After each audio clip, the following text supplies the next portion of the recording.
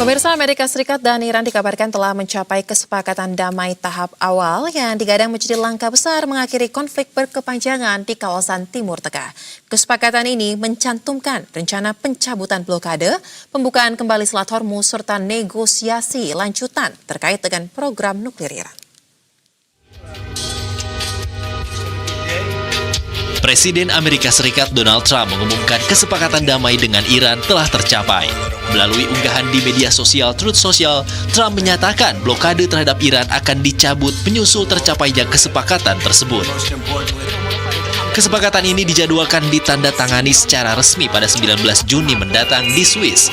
Meski demikian, Iran menyatakan kesepakatan tersebut belum sepenuhnya final karena masih diperlukan perundingan lanjutan untuk menyelesaikan sejumlah persoalan penting. Berdasarkan draft nota kesepahaman dari berbagai sumber, terdapat setidaknya 14 poin kesepakatan yang mencakup pengakhiran perang secara permanen, pencabutan blokade angkatan laut dalam 30 hari, penarikan pasukan Amerika Serikat dari sekitar Iran, serta pembukaan kembali Selat Hormuz dalam 30 hari sesuai aturan Iran. Kesepakatan juga memuat penangguhan sanksi penjualan minyak dan petrokimia Iran, pencairan dana Iran yang dibekukan senilai 24 miliar dolar Amerika Serikat, serta rencana rekonstruksi otonomi senilai setidaknya 300 miliar dolar Amerika Serikat. دشمنی که در واقع حمله کرده بود به جمهوری اسلامی ایران برای اینکه اهداف شوم خودش رو عملیاتی بکنه در تمامی اهداف راهبردی خودش متحمل شکست‌های سنگینی شد و جمهوری اسلامی ایران پیروزی‌های درخشانی رو در واقع در این جنگ کسب کرد و خود دشمن مجبور به درخواست آتش‌بس و مذاکره شد و اکنون ما شاهد این پیش‌نویس تفاهم هستیم که ما تمامی مواضع خودمون و همچنین موضوعات مهمی که مد نظر بود در این یادداشت تفاهم گنجانده شده که طبیعتاً. Kesepakatan ini juga disambut positif oleh sejumlah negara. Jepang menyebut kesepakatan tersebut sebagai langkah besar menuju penyelesaian konflik. Pemerintah Jepang berharap implementasi kesepakatan dapat menjamin kebebasan dan keamanan pelayaran di Selat Hormuz sekaligus mengurangi risiko terhadap perekonomian global. 今後ですね、今回の覚書が着実に実施をされて、ホルムズ海峡における自由で安全な航行が実際に確保されるとともに、イランの核問題等につき最終的な合意が一日も早く実現すること、このことを強く期待するものであります。 Sementara menunggu penandatanganan resmi, Amerika Serikat dan Iran akan melanjutkan dialog serta menyusun kerangka kesepakatan akhir yang diharapkan mampu mewujudkan perdamaian jangka panjang di kawasan.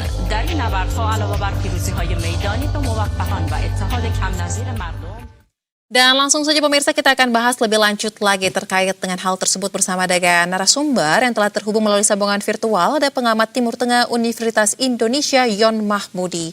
Halo, selamat malam Pak Yon. Selamat malam Mbak Reza, terima kasih. Baik Pak Yon, kita melihat ya ada dinamika terbaru nih dalam konflik berkepanjangan antara Iran dan juga Amerika Serikat, di mana Wakil Menteri Luar Negeri Iran untuk urusan hukum dan internasional Kazem ini mengatakan nota kesepahaman tersebut bukan semata-mata hasil upaya diplomatik, tetapi juga apa yang ia gambarkan ini sebagai pencapaian militer Iran. Tapi kita juga melihat ya beberapa pihak meragukan kesepakatan ini. Nah sekarang menurut analisa Anda Pak, apakah kesepakatan damai ini memang rapuh adanya atau ini memang sudah firm?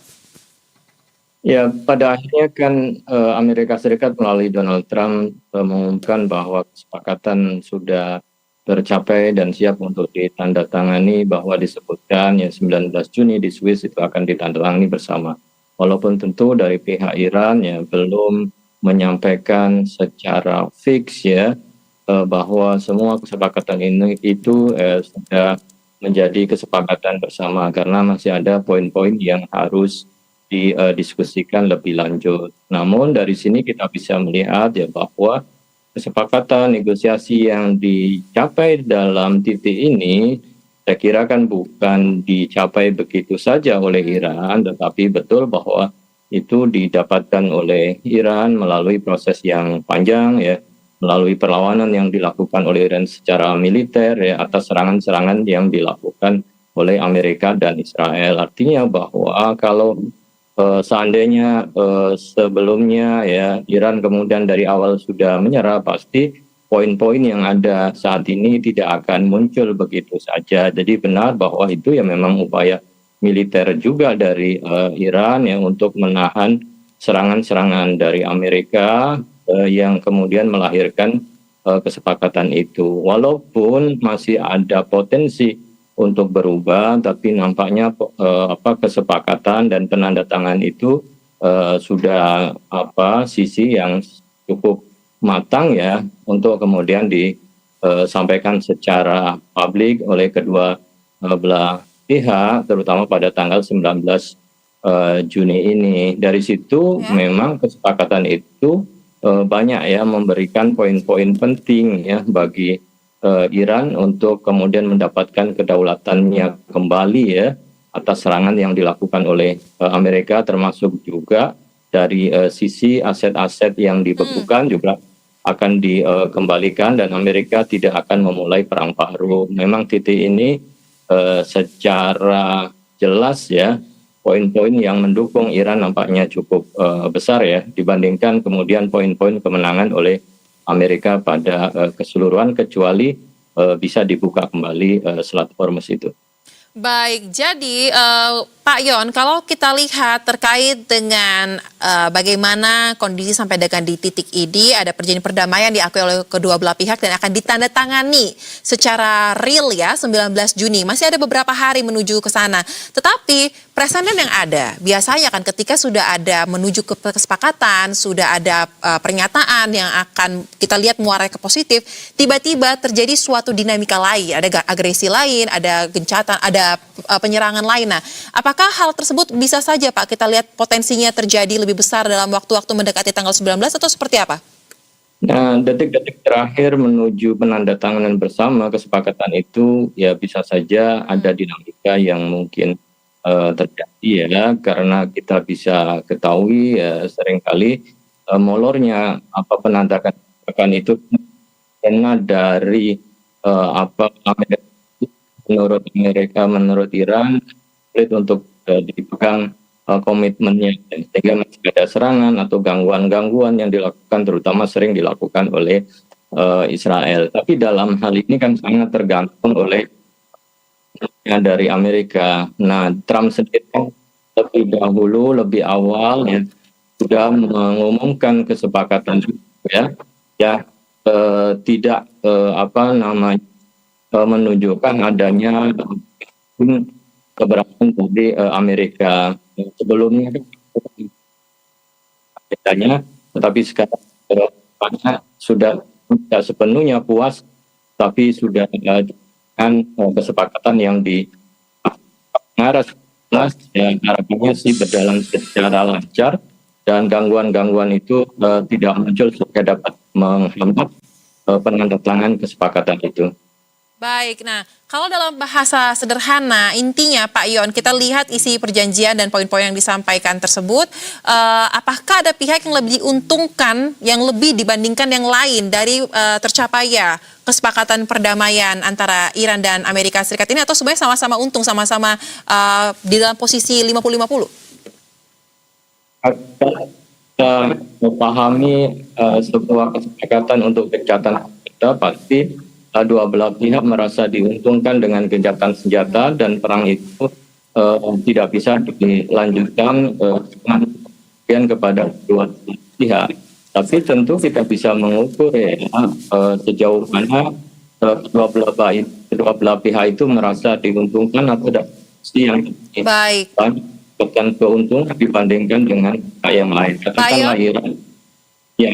Baik, mohon maaf Pak Yon, kami harus potong sejenak karena kita akan langsung menuju ke Istana Wakil Presiden untuk melihat bagaimana situasi setelah penyampaian tuntutan yang disampaikan oleh mahasiswa yang berunjuk rasa kepada Wapres. Ya, silakan. Memberikan waktu 5 kali 24 jam ketika aspirasi yang kami sampaikan tidak terrealisasi, maka kami akan bentuk daripada pergerakan kecil. Tentu kami harap bentuk penyampaian apa yang kita sampaikan di Wapres juga tadi, ketika program MBG yang menurut kita janggal dan harus memberhentikan sementara untuk mengevaluasi secara menyeluruh. Ketika ada yang hari ini yang mungkin kita kerjasama dengan pemerintah, kita tetap kawal, mungkin itu. Dan yang satu lagi, Wapres tapi kan udah catat apa yang kami sampaikan. Nah, makanya kami tadi di dalam memorandum rilis memberikan waktu kepada pemerintah hari ini 5 kali 24 jam ketika tuntutan-tuntutan yang kami sampaikan, maka kami tetap akan tidak apa aja tadi jauh. Apa sih poinnya apa yang Wapres dulu apa aja yang sampaikan Wapres? Memorandum yang kami kajian ini poin-poin yang kesepakatan yang kami di PM Universitas Bung Karno, tentu poin pertama klaster fiskal dan pendidikan. Itu poinnya itu yaitu membekukan sementara pelaksanaan program makan bergizi gratis dan kebijakan Deputi Kedaulatan Pangan di wilayah terkait untuk audit transparansi. Yang kedua, mengalihkan efisiensi anggaran tersebut guna menyubsidi UKT ataupun biaya operasional pendidikan tinggi demi mewujudkan pendidikan terjangkau. Nah, itu ada poin ketiga, klaster hukum dan supremasi sipil. Dan mungkin saya singkat saja karena kawan-kawan kami ada di sana. Mengirimkan rekomendasi resmi atas nama pemerintah daerah ke DPR RI untuk melakukan legislative review terhadap Undang-Undang Polri yang baru disahkan beberapa yang lalu. Yang ketiga, klaster krisis moneter dan energi. Dan di sini ada poin mendesak otoritas moneter pusat untuk melakukan intervensi stabilitas rupiah dan membatalkan kebijakan kenaikan harga BBM pertama di tingkat regional karena terbukti menghancurkan daya beli domestik masyarakat. Nah, di dalam klausul ancaman dan sanksi kirakan ini, apabila dalam waktu 5 kali 24 jam paling lambat Jumat 19 Juni 2026 pihak dua melanggar, mengabaikan atau tidak menunjukkan bukti progresif atas realisasi memorandum ini, maka pihak satu berhak mengatakan bahwa pihak dalam cacat legitimasi moral dan mengkhianati kesepakatan kami. Mas, ada pesan dari Mas Wapres soal demo mahasiswa atau gerakan mahasiswa secara khusus? Oke, ini dari kawan-kawan ada itu pesan dari kami mahasiswa, pemerintah hari ini jangan tuli, itu aja. Bukan berarti dari Pemerintah Bapak Wapres jangan sampai ada tertutup ruang-ruang begini terus buka. Maksudnya tutup gimana? Berapa? Dari Oke. Artinya Mas Wapres terbuka Artinya dengan Mas Wapres demonstrasi terbuka atau gimana? Dan menerima hasil kajian dia akan mengaudit dan mengkonsolidasi dia akan memberitahukan kepada pimpinan lebih khusus Presiden Prabowo Subianto. Dia akan sounding lagi. Kenapa mediasinya bersedia dilakukan secara tertutup, nggak di jalanan aja? Mungkin itu hasil kesepakatan kami sama pihak pemerintah, karena memang kami tidak ada unsur ini, karena kami niat baik untuk bagaimana Indonesia ini aman-aman saja. Kalau 5 kali 24 jam tadi yang disampaikan mahasiswa, pemerintah tidak menurunkan harga BBM dan tidak mengganti mengenai MBG, apa yang akan dilakukan oleh mahasiswa? Apa pertanyaan? Kita akan turun lagi dan melakukan aksi berdiri-diri. Artinya nunggu 5 hari ya? Iya. Dan kawan-kawan harus pertanyaan. Baik, dan pemirsa, barusan kita simak hasil pertemuan antara perwakilan masa aksi dari Patung Kuda, yaitu mahasiswa UBK dan juga UT, di mana ini mereka menyampaikan tuntutannya langsung kepada Wapres dan memberikan tenggat waktu 5 kali 24 jam bagi pemerintah untuk dapat melakukan sejumlah hal, khususnya tadi kita simak bahwa ada poin terkait dengan penurunan harga BBM yang diharapkan bisa segera terjadi dalam beberapa waktu ke depan. Dan kita lanjutkan dialog pemirsa bersama dengan narasumber, ada Yon Mahmudi yang terhubung melalui sambungan virtual. Jadi Pak Yon, apakah dengan situasi yang kita hadapi saat ini dan kita nantikan tanggal 19 nanti ya penandatanganan yang akan dilakukan di Swiss, Anda melihat ini akan memberikan dampak dinamika baru nggak sih bagi pergerakan atau peta politik dari kekuatan di Timur Tengah dan juga kekuatan global? Pak Yon, izin kami belum mendengar audio Anda, mohon dipastikan telah terbuka. Halo ya. Baik, silakan. Ya, tentu kalau kita memperhatikan poin-poin yang sudah dirilis sebagian itu ya, memberikan jaminan bahwa akan ada perubahan dinamika ke depannya, terutama katanya akan dibukanya Selat Hormuz, ini pasti berbagai masalah geopolitik ya, ekonomi, krisis global juga akan bisa diperkirakan bisa segera mengalami perubahan atau penurunan ya, tidak terancam pada krisis yang lebih parah lagi. Ditambah lagi kemudian komitmen Amerika untuk tidak memulai perang baru, berarti akan menjamin terjadinya stabilitas regional, dan ini diharapkan akan memperkuat ya stabilitas yang ada di kawasan Timur Tengah, sehingga dari sisi poin-poin itu aspek-aspek positif ke depan untuk stabilitas di kawasan akan lebih menjanjikan.